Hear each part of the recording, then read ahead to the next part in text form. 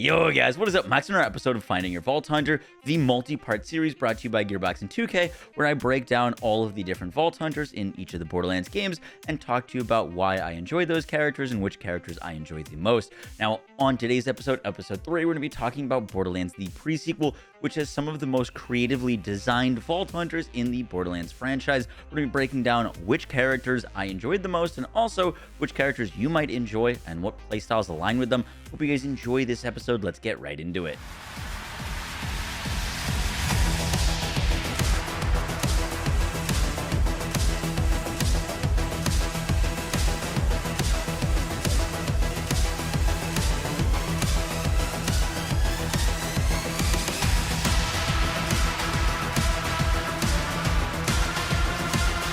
So to start us off on the characters, we have Athena the Gladiator. Now, Athena has the action skill Kinetic Aspis, which allows you to pull out like a gladiator shield that will soak up damage for you. And at the end of the duration, or if you hit the button again, it'll throw the shield out that can hit enemies and bounce between them. And the more damage that you absorb, the more damage that this shield is going to deal. Athena's probably the most aggressive out of all of the Vault Hunters in terms of her playstyle. She's very tanky, she does a lot of melee damage, and you get up close to enemies.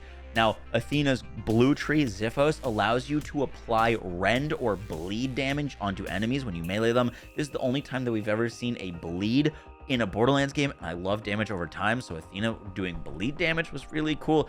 And her blood rush skill allows you to dash to enemies, dealing tons of extra melee damage and constantly bleeding enemies. And then you get a bunch of like bonuses for bleeding enemies, like taking more bullet damage per bleeding enemy, or increasing your health regen, or giving healing whenever you are bleeding enemies, and you could just get right up close. Athena also had skills in Wrath of the Goddess in her green tree that would allow your shield when you throw it to ricochet and bounce around, and in her Saronic Storm skill, you could get Hades Shackles, which would allow you to slam down into a group, tethering all the enemies with shock and doing lots of elemental damage. Athena had lots of focus on like lightning and elemental damage, and also getting up close and personal with her shield and her melee damage. And if you're looking for an aggressive kind of all-in class, this is the class for you. Next up, there's Claptrap the Frag Trap. Now, Claptrap is a character in the other Borderlands games, and you could play as him in the pre-sequel, which was crazy. And Claptrap was one of the most unique characters we've ever seen.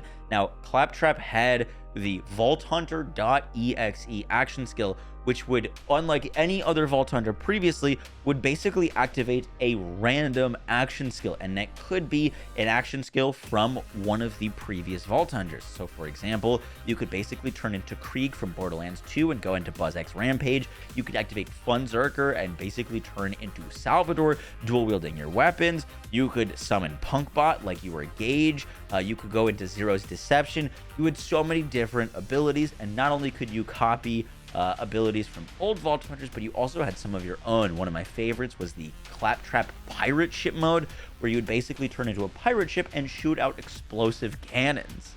Claptrap's skill trees allow you to synergize really well with your teammates and work together with your friends, and Claptrap's Boom Trap skill tree was probably my favorite, which allowed Claptrap to do crazy explosive damage. You could turn your non-explosive weapons into making them deal explosive damage. You could stack up increased explosive damage. You could make your first shots from your gun do explosive novas, and even get an explosive damage punch. Claptrap, if you're looking for kind of a little bit more of a wacky, goofy character that also dishes out some serious damage and works really well in groups and team play, Claptrap would be the character for you. Next up, there's Wilhelm the Enforcer, and Wilhelm is a bit more of a commando character, similar to how Axton and Roland was, but bringing some really new things to the table. So Wilhelm's action skill was called Wolf and Saint, which would allow you to summon 2 drones. Wolf was the attack drone, which would go around attacking enemies and dealing a bunch of damage, and then Saint would protect you, regenerating your health and shield, and your skill trees could augment these drones to do pretty crazy things. In Wilhelm's Hunter-Killer skill tree, you could really focus on increasing the damage that Wolf would deal, making it fire missiles and dealing corrosive damage and increasing its airspeed. You could make Wolf and Saint stay up for longer so that they were always in the air, always with you. And the Cold War skill, which was really interesting, allowed you to whenever you're causing a random elemental effect with an weapon, such as fire, shock, or corrosive status effects, you could also freeze enemies. So you had some really good synergy with freeze things. The Cyber Commando tree was all about keeping you on the run, running and gunning and giving you as much damage as possible. And then the Dreadnought skill tree was all about giving you survivability so that you could stay on the move and healthy and unkillable. Wilhelm is, if you enjoy the like kind of turret slash tech playstyle that maybe Gage or Axton brought, Wilhelm's very similar to that, but also a lot more run and gun kind of playstyle. Next up, we get to talk about Aurelia. Now, Aurelia is the closest thing that we have to a siren in the pre-sequel. I associate sirens with elemental damage and their tattoos, and while Aurelia isn't actually a siren, she does master the element of cryo. Her action skill, Cold as Ice, allowed you to summon a Frost Shard that would automatically attack enemies, dealing cryo damage, and then if an enemy died from the Frost Shard, it would go and seek out another enemy, and then your Frost Shard could like ricochet and bounce and kill a bunch of things. It was really satisfying to watch it go do work. Now, my favorite way to play Aurelia was with the Cold Money skill tree. This was really about honing in on Aurelia's synergies with cryo damage, allowing you to deal tons of cryo damage, freeze everything around you, make the action skill deal a lot more damage and fragment out and hit more and more enemies. The enemies that were getting hit by all of your ice abilities would be dealing less damage. You were getting bonus cryo damage on all of your weapons, so you could actually not use a cryo weapon but constantly get bonus cryo, and it was just so cool. All of the ice and nova effects that you could play on Aurelia. If you like that siren playstyle in the other games, you're really gonna like Aurelia here. Our other DLC character was Handsome Jack himself from Borderlands 2. You could actually play as him. He had amazing voice lines and was one of the strongest characters in the game. Handsome Jack's ability was called Expendable Assets. This is his action skill that would summon Digiclones that would fight and die for you. The Digiclones would passively lose health, so they would eventually die, and then if the action skill was active, when they died, you would summon another one, so you'd keep summoning all these Digiclones to fight alongside you. Now, Jack had a ton of kill skills. These are abilities that when you kill an enemy, they activate. However, they can be a little bit tricky because if there's no enemies to kill, or there's a really tough enemy in front of you that you can't kill, then you can't benefit from a kill skill. However, in Jack's blue tree, Greater Good, you could get the leadership skill that whenever a clone would die, and remember, they'd automatically expire, all of your kill skills would trigger. And this could also grant you a second wind if you were down. And Jack's kill skills were really strong. You could get extended time in your action skill. So when clones dying, they would actually extend the time. You could get increased damage, increased fire rate, increased reload speed, movement speed, shield regen, and so many other things. And Jack's capstone in his red tree, Free Enterprise, was one of my favorite skills.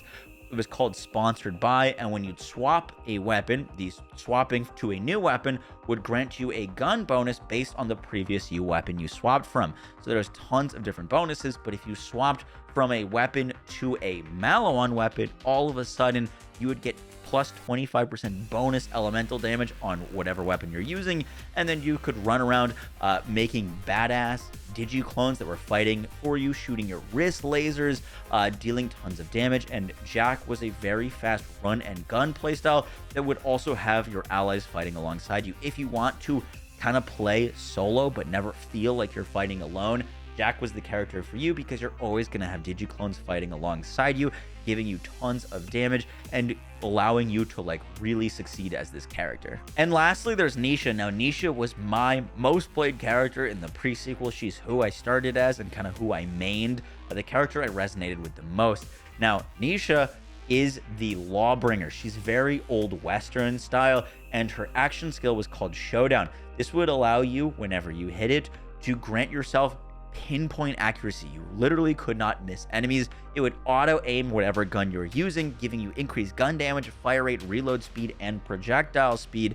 And you would enter this auto aim and just delete everything in front of you with your weapons. Nisha's fan, the hammer skill tree, was my bread and butter with her. I really liked using pistols and doing like high damage with pistols with her, and this skill tree had crazy synergy with that. Now, the Ruthless skill would allow her to extend Showdown whenever you get kills in it, and the High Noon skill would allow you to gain increased gun damage the longer you're in Showdown. So now, whenever you kill an enemy, you extend Showdown, and when the longer you're in Showdown, the more damage that you deal. with the short fused, anytime you'd kill an enemy, you could add bonus explosive damage to all of your shots, increase the damage of your non-elemental weapons, give you increased fire rate, and the big kicker was the one for each of you. This is the capstone for Nisha, and it would allow you, if you're holding a pistol, to duplicate it. So basically Salvador's gunzerking ability, but anytime you're holding a pistol. This made pistols a must-have for Nisha. There's so many cool pistols you could use with it, and then you'd go into showdown with your 2 pistols, just hitting everything with auto aim, constantly extending showdown and giving you increased damage. Nisha also had the Riflewoman skill tree. This is her red skill tree, which I talked about in the prior episodes, how much I love ricochet skills and the ability to ricochet your bullets. Well, Nisha had that too. She had the trick shot skill, which allow all of your shots to ricochet towards nearby enemies, and then the Unforgiven capstone, which was during showdown, your bullets ricochet off enemies towards other enemies, dealing less damage per ricochet. When showdown ends, every damaged enemy explodes, dealing explosive damage. So now you pull out your dual wield pistols, you shoot everything in the room, and then if things aren't dead, now you pull the trigger and explode all of the enemies around you in explosive damage. And Nisha's Tombstone skill in that tree would allow all of your hits to be critical hits, or give your chance to deal critical hits.